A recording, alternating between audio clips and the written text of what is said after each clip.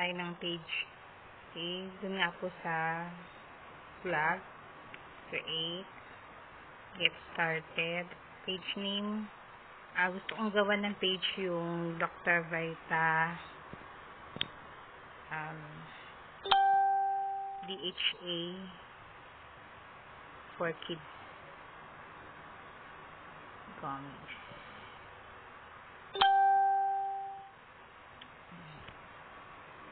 Tapos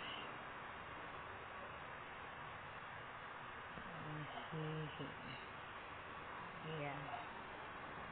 Para alam po ng ng iba na kung kanino po siya.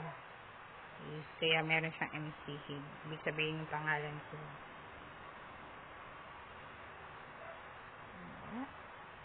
Okay, invalid. Okay. Palitan daw natin. Ayan. So, what category best describes this page?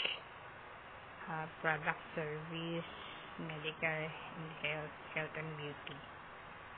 Next.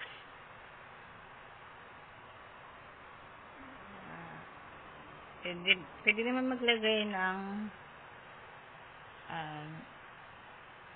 address, pwede rin hindi. Lagyan na natin. Ayan. Next.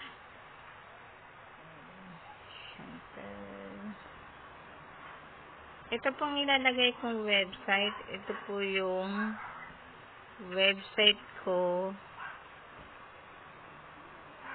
galing kay Santal. Yung sa dashboard ko po ito.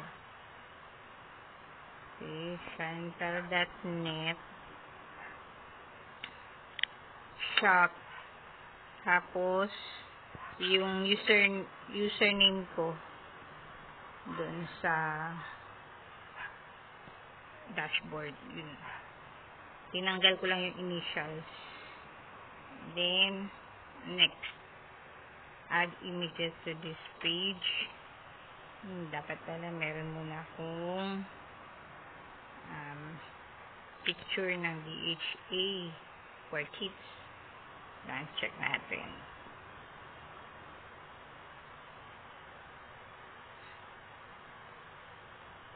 DHA for kids.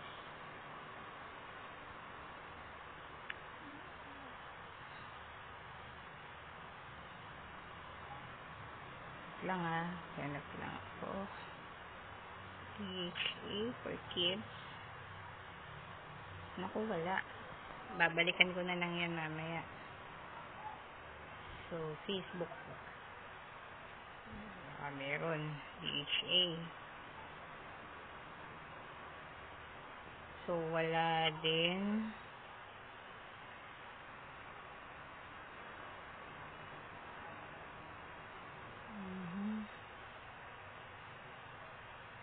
Dahil wala akong picture. Download. Baka meron. Wala. Messenger. Wala eh. So, babalikan ko na lang mamaya yung picture. Okay. And then, so, yan po. Meron na po akong page. Next. Ayan. So, invite friends, create post. Next. Add button tayo. So, gusto ko send message. Create. Tapos get started. Update. Okay. The page owner, the owner of this page, page owner is a legit distributor of Dr. Vita DHA for kids gummies by Chantal, direct Sales Incorporated. Okay, ganun lang po. Tapos save. Okay, telephone number 94782000580.